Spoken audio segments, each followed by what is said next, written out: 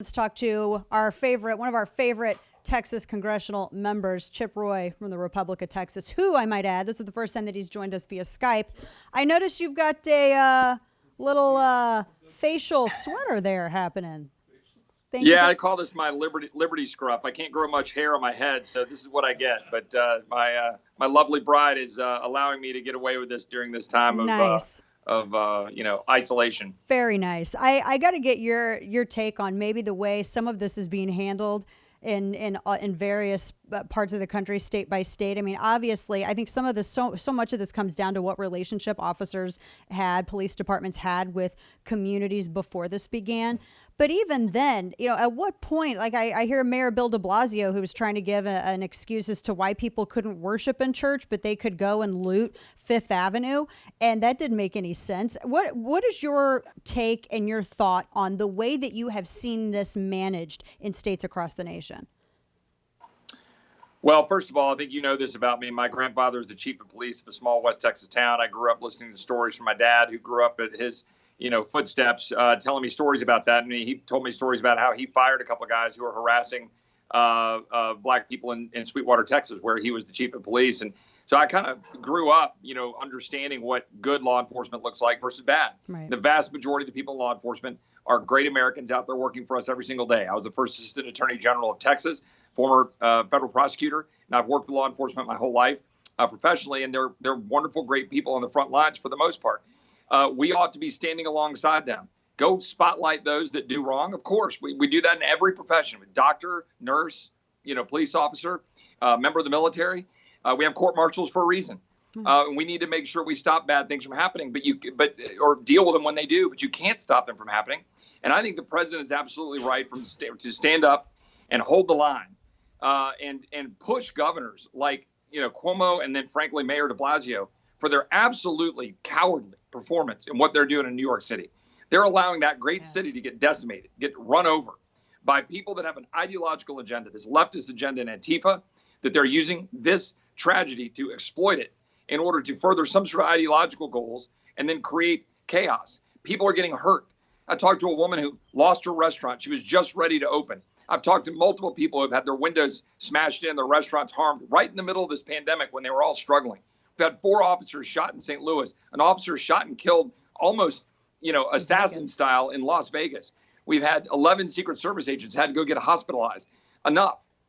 The president was right to call out these governors. He was right to push back and hold the line yesterday in D.C. to make sure that we do what we need to do to restore law and order. Yeah, I'm happy to see that there's because you have to have law and order. Otherwise we're a nation of laws. Everyone is equal before the law and everyone is equal under the law once it's broken. There's been a lot of discussion too about how, I guess, the measure of severity with which these riots, the response they should meet.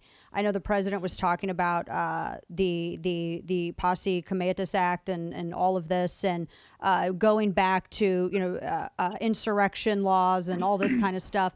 Do you think it's going to be is that going to be necessary at this point? Because I feel like last night maybe wasn't it, with respect to just the damage and the arson, not including obviously the almost assassinated law enforcement officers, but.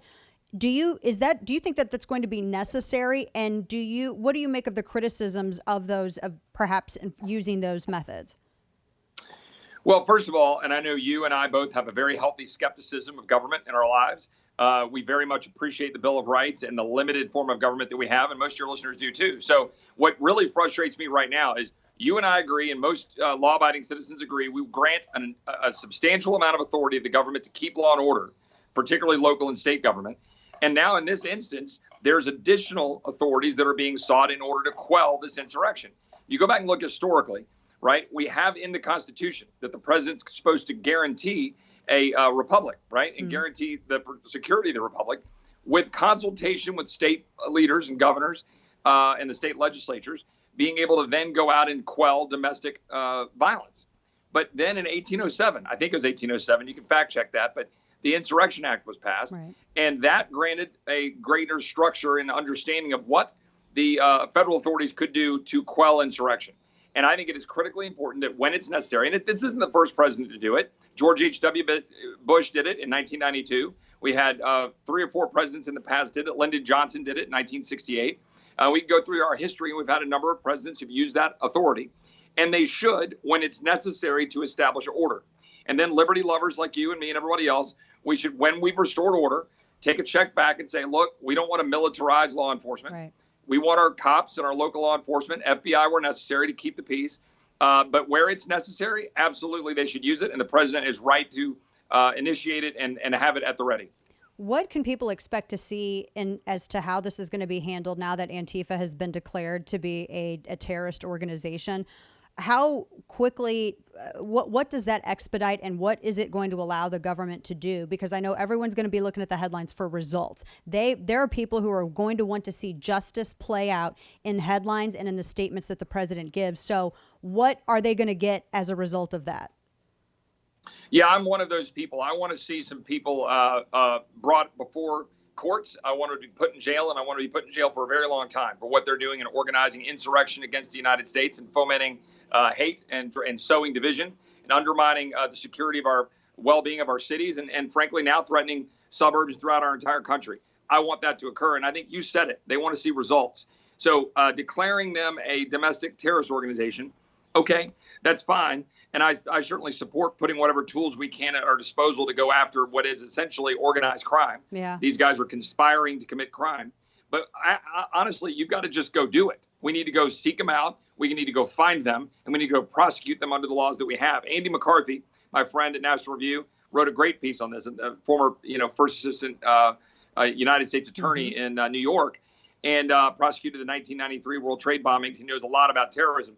His point was you don't necessarily need this additional law. We've got the tools to go after them right now, going after organized crime. But look, if we've got it, you've got additional tools like material support, those that might be providing financial support knowingly to Antifa. Maybe we can go look at guys like George Soros and everybody else that have had financial ties to these groups. But it's time for it to stop. I want them eradicated, just like I want the cartels eradicated. I'm glad that the Kennedys went after the mob and others that have gone after the mob. That's great. We tried to take down KKK. I want these groups that sow division, hate, and commit crimes to be eradicated. Yeah, absolutely. Switching gears here, I know one of the other big battles that we were all discussing, and you were taking a lead on here before the riots and everything hit. I mean, first it's the pandemic, then it's murder hornets, now it's riots and everything else. I mean, I don't know what else we're going to have. I read a story about a protester who literally brought riot control bees. That's a real story over at PJ Media. So I'm sure something's going to go wrong with that. But you were leading you were leading the fight, and also were dealing with a suit as it relates to Nancy Pelosi and proxy voting. And correct me if I'm wrong, but wasn't there one individual who could not, and my memory fails me right now because it's been inundated with all the arson and looting, but wasn't there one member of the House who was not able to go and vote, but yet was able to go and watch the SpaceX launch? No, that's exactly right. The Charlie Crist, Florida former man, Republican, yeah, who was ran for Senate a while back. Right. Democrat congressman from Florida. Charlie submitted his form saying, under the rules that were adopted by Democrats 2.5 weeks ago, that we would adopt so-called proxy voting, and submitted his form saying, I can't make it due to the virus. Yet Charlie was perfectly fine to be over at the failed launch that I think was it Wednesday or Thursday, whatever the day was, when they stopped. I assume he made it on Saturday. But look, he was one of the ones that gave his proxy to another member so that you had, in some cases, you had a Congressman Beyer from Virginia vote, I think, for 9 other members. Like, this is fundamentally wrong, and it undermines. You're right. You're undermining and diluting the whole idea of representation. That's why I'm very glad to be one of the lead folks filing suit.